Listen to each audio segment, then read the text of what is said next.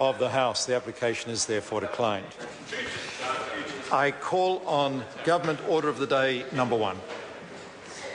Alcohol Reform Bill, Committee Stage. I declare the House in committee for consideration of the Alcohol Reform Bill. Mr. Chairman. Mr. Speaker.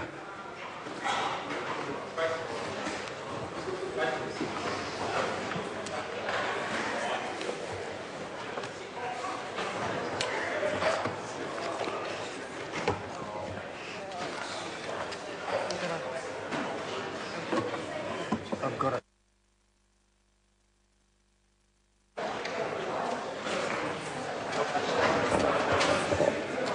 The House is in committee. Kia ora tātou no reira te whare, inga iwi, inga rio, inga hawe wha tēnā koutou, tēnā koutou katoa. Good afternoon, honourable members.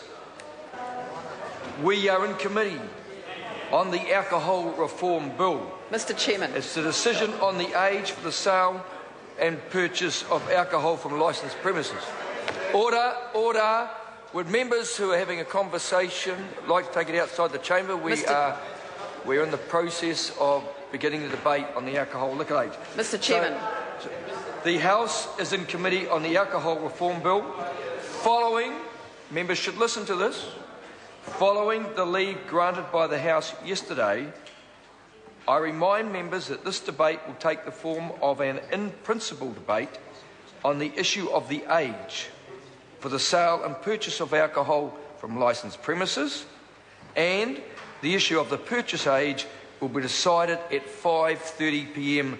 this evening by an election from the three options: 18 years, 20 years, and a split age.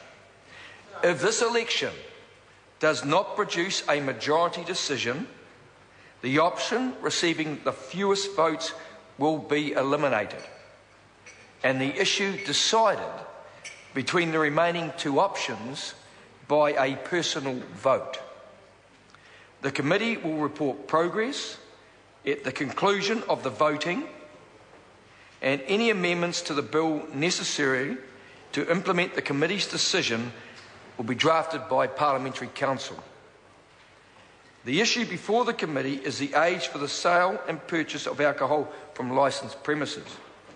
In the interests of fairness and participation in the debate, members will get an opportunity for an individual 5-minute call. Would some honourable member...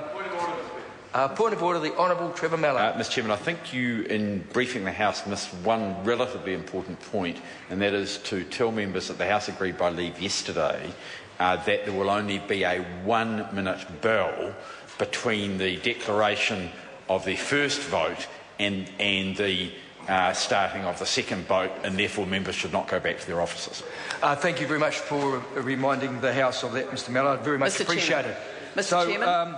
Would some honourable member seek the call? Mr. Chairman. I recognise the Honourable Leanne Dalzell. Mr. Chairman, I wish to address Part 2 of the Alcohol Reform Bill, and I want to begin by talking about the fact that this is the only part of this bill that the government wanted to have as a conscience vote. And I think it is an important matter to debate, because I really strongly object to the fact that this one part of the bill has been carved out for the conscience vote, because it makes it look like that age is the only problem that we have with alcohol in this country. And age is not the only problem that we have. There is an element of a problem that comes from the decision that was made in 1999, but I want to come back to that later on. And I think that what we've ended up with is the media very much focusing on how MPs are going to vote on the age, when there are much more important issues that actually the media should be asking individual members of Parliament. They should be asking individual members of Parliament what they feel about minimum pricing for super cheap alcohol. They should be asking them about the closing time for off licences. They should be asking them about the proximity to off licences for schools. They should be asking them... Point of order, the Honourable Member Louise Upston.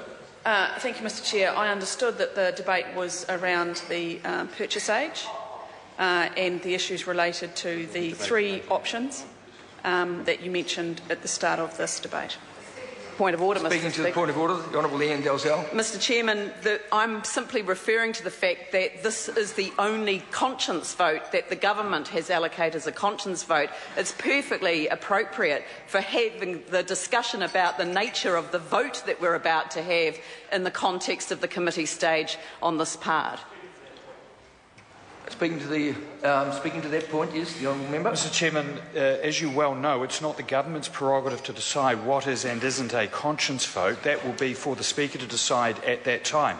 But the Business Committee has agreed that this is a debate on the age of purchase. The members know that we will have plenty of opportunity in the substantive committee stage on the bill as a whole to debate those issues, and I think it's an important point that we need to establish at this point in the committee stage today, that we spend as much time as we can on the question at hand, which is the age of purchase and sale of alcohol.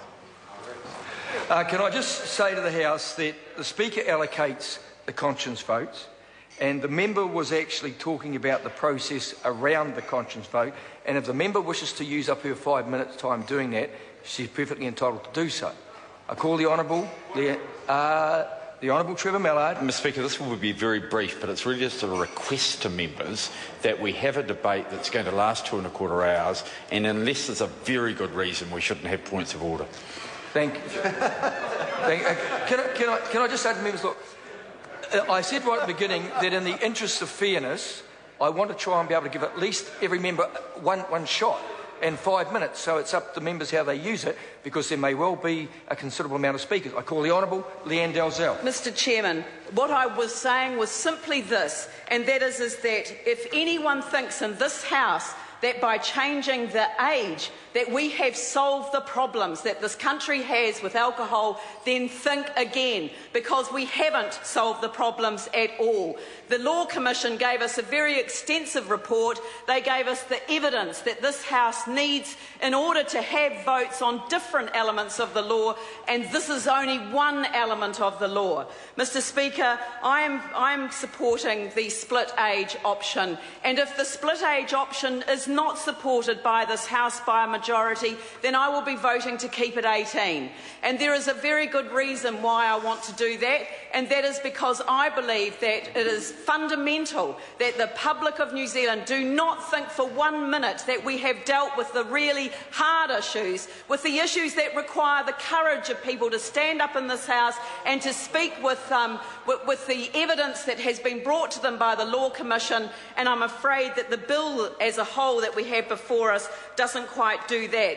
And I don't believe that we can sheet home responsibility to the 18 and 19-year-olds of this country to say that they are the cause of the problem that we have today.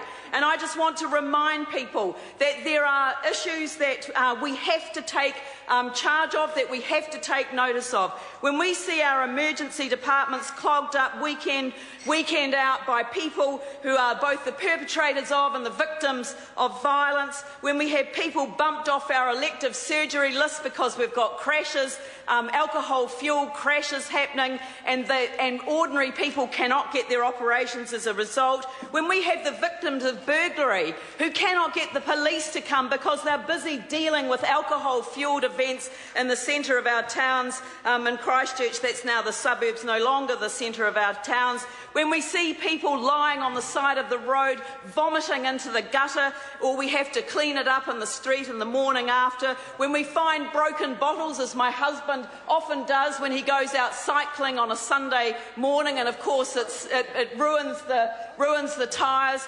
When we see all of those events, when we see our letterboxes kicked over, we cannot say that this country doesn't share the problem, that we want to sheet it all home to personal responsibility, and that we want to blame the 18 and 19-year-olds of this country, because the truth is that we can't just blame them. It is true that preloading is a generational thing. It didn't happen in our days.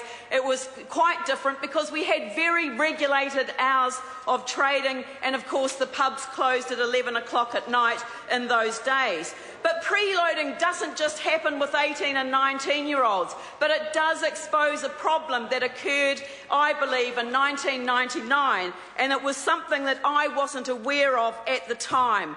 Mr. Speaker, I think we got it wrong in 1999, but I didn't know how inadequate the law was with respect to the supply of alcohol. The law does not make it illegal to supply liquor to someone under 18. The current law says that it's offence to buy alcohol with the intention of supplying it to somebody under the age of 18. It is an entirely flawed piece of legislation, and what I believe this House needs to do is to split the age and to say that people who are drinking in supervised environments cannot have alcohol served to them if they're intoxicated. Supervised environments are better than unsupervised environments. Mr. Chairman. I call the honourable member. Mr. Chairman. I'm going to call Dennis Roach. So, Rourke.